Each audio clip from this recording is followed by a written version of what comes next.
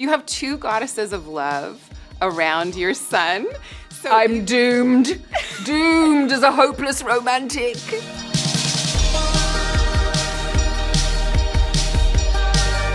Hi, I'm Chani Nicholas, and this is Star Power. Today, my guest is Golda Roshfeld, who plays Queen Charlotte in Bridgerton. Hi, Golda. Hi, how are you? Good, I'm so happy to see you. Thank you so much for doing this with us. You're most welcome. I'm thrilled. Can't wait. We have a birth time for you, but we're not exactly sure about it, right? Well, it's a funny thing. I always thought that it was about 6 o'clock in the morning, but I kind of got this really worrying feeling that I did have a conversation with my mother and she said about 3 or 5 o'clock in the afternoon. So I was like, oh, I'm just going to put it out there into the ether and see what happens. You know, it's interesting because that would put you at a Leo rising, which is all about performance and entertainment. And it's also very queenly. Interesting. Also, Leo's metal and color is gold. So I was trying to look for the gold in your chart. Solved. The problem is solved. What I love about your chart is that you have both sun and moon in Aquarius. Okay. Do you know anything about Aquarius, or do you resonate with anything about it? The only thing I know about Aquarius is the musical Hair. Excellent. Great starting point. So Aquarius is known for its ideas and for its intellect. So when you have both of the lights, the sun and the moon, in one sign, it really emphasizes this type of style. And the style of Aquarius is incredibly intelligent. Yeah. Great. You came into this world at the end of a whole learning cycle. So you came in being like, listen, I've been around the block. I know the things. Listen to me. I have really good ideas and I know how to do this thing. And so oftentimes people, does that resonate? It does. Yes. I love it. I know things. Said every Aquarius always. Yeah. But it also is interesting, given some of the characters that you play and are playing right now, that Aquarius has and can have a style of being a little bit aloof or being a little bit separate from. You know, acting sometimes can be a very lonely place because of learning lines. There's nobody else who's going to learn the lines for you, so you have to take yourself away and do the work. And you're dealing with your mind, your memory, and trying to use your brain as a muscle to be able to store that information. You're also born with Venus and the sun really close together.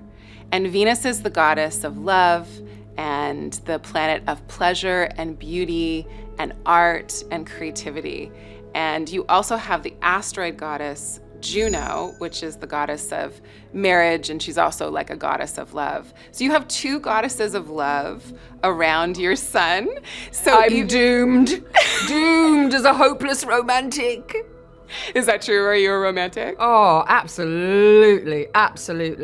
And it's interesting because as an Aquarius, again, it's less on the romantic side stylistically, but having Venus and Juno there makes you someone that is so likable and so approachable, and also someone whose identity is merged with the planet of art and culture and being able to create beauty and put beauty out into the world and inspire the masses through beauty. Definitely, you know, I think I have the best job in the world.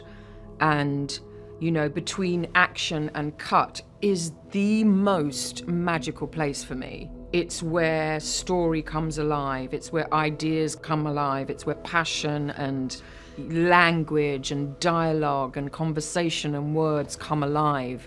And I've definitely tried desperately to do other things because, you know, it hasn't been easy, the journey as an actor. But yeah, there's nothing else that I could do. So something really interesting happened when Bridgerton launched. I don't know if you remember, back in 2020, the internet was abuzz, and even some like news stations were talking about something called the Great Conjunction. So it was the coming together of Jupiter and Saturn at very early degrees of Aquarius. And so having this incredibly significant, once in a lifetime, great conjunction happen right on your moon, literal days before Bridgerton came out, I thought was quite fascinating. I always describe that moment as the universe, the stars aligning. When Bridgerton drops, that's my description of it. Everything just went, yeah, there was definitely something going on. Well, one of the things that's really wild about this birthday for you is that the planet Saturn, the planet of restriction and form and boundary and structure and discipline and coming into your own authority and sense of selfhood, is right on your sun, which means that whatever's happening in this moment for you is very much about shaping your identity in some kind of way.